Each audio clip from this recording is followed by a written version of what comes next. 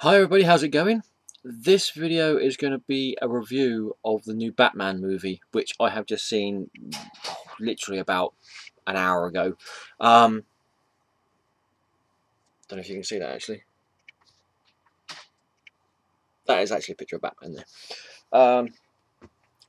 Before I do, I would just like to say, I don't usually do something like this, but I would just like to say that my thoughts and my heartfelt condolences and my well wishes go to those who were killed and injured, and the family of those who were killed and injured in Aurora, Colorado last night.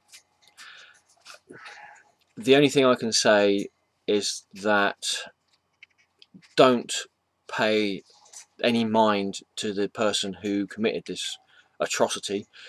I can only imagine that the reason why somebody would do something like this is because in their own sick and twisted little mind they wanted to have the notoriety of being the person who killed people at a Batman movie. Don't dwell on what he's done. Don't dwell on him. Take him as far away from your mind as possible, because that's what he wants you to do. He wants you to remember him. Alright? Take him away from your mind as far away as possible. Pay him no notice whatsoever. Think of the people that have sadly died and who were injured and their families and friends, and whatever you feel you need to do, then do that to give them strength. And hopefully, I know it's a very big hope, but I would hope that something like this would never happen again, even though deep down I know that something like this probably will in the future, sadly.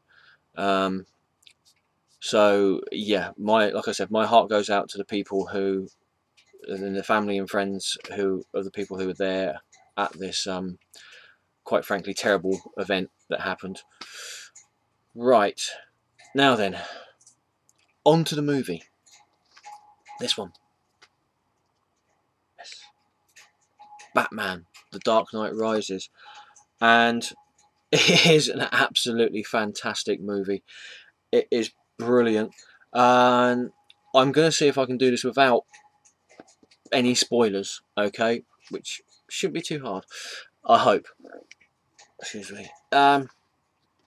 Christian Bale as Batman and Bruce Wayne is just fantastic. He gives both characters enough realism for you to actually believe that Bruce Wayne could be Batman and Batman could be a real person in real life. So I think that's Kirby making all that. If you hear me banging and crashing in that, that's Kirby the ferret over there, which I introduced you in the last video. Shh, it's alright, don't worry, I'll come out and take you out in a minute. Right, sorry about that. Yeah, what else can I say? Anne Hathaway as Catwoman. Don't worry about it, okay? Seriously, don't worry about it. She is phenomenal as Catwoman. She gives just the right amount of feline slinkiness to the character. And again, like Christian Bale, she plays the dual characters of Selina Kyle and Catwoman perfectly. And there was no pun intended, actually. I just realised what I said as it was coming out of my mouth.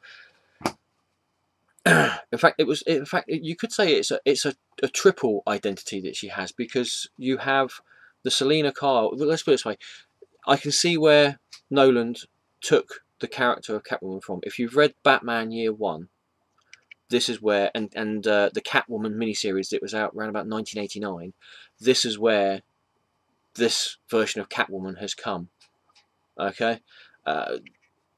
She has a triple identity, really. She is Selina Kyle, who is the thief, the cat burglar, the one can only make an assumption that she is possibly, or used to be, like the Catwoman in Year One, as like an ex-prostitute or some such thing. Something in her past has happened. She lives in lower parts of Gotham City, in the sort of rundown areas of Gotham City. In that, you've also got the other Selina Kyle, who is the person who goes around all the big charity balls and you know, tries to steal things off of people.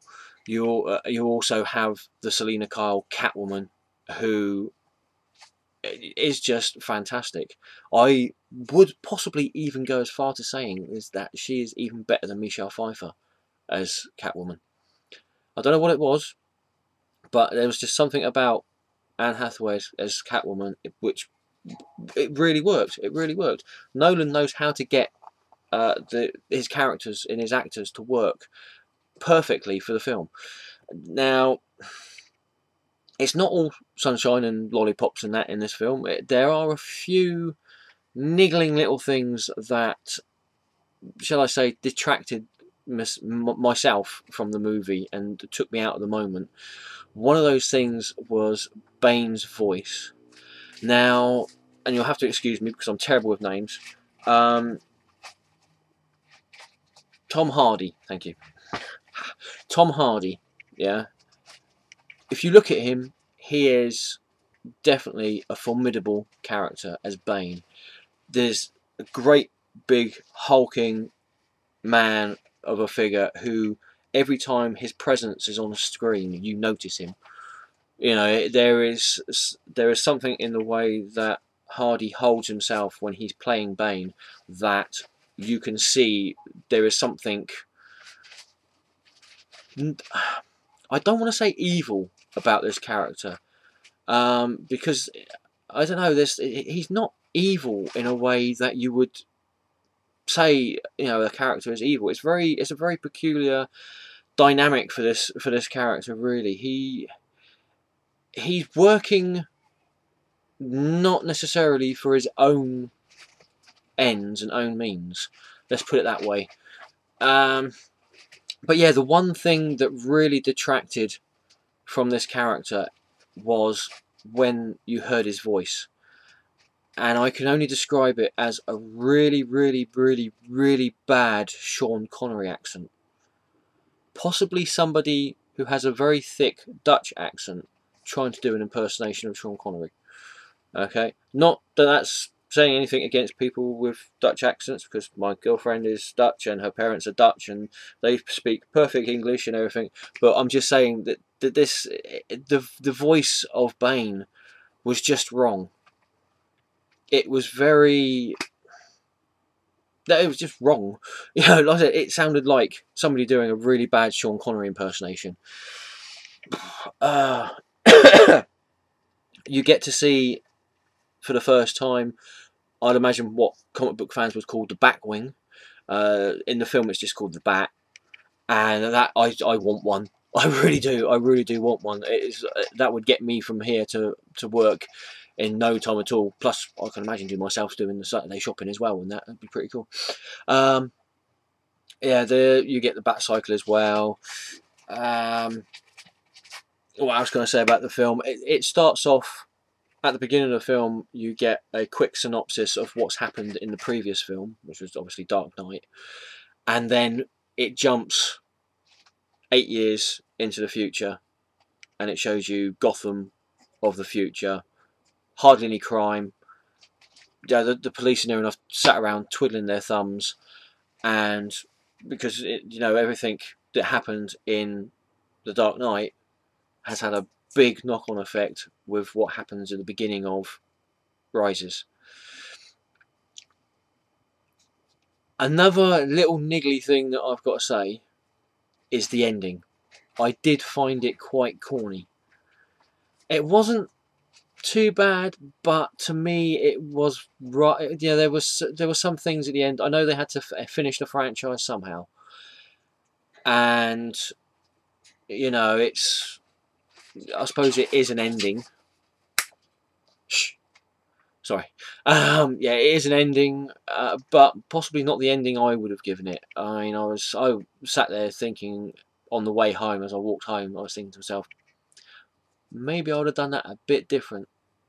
But then I'm not the director of the film, I'm not the writer of the film, I have nothing to do with the film apart from the fact I watched it. So there you go, what do I know?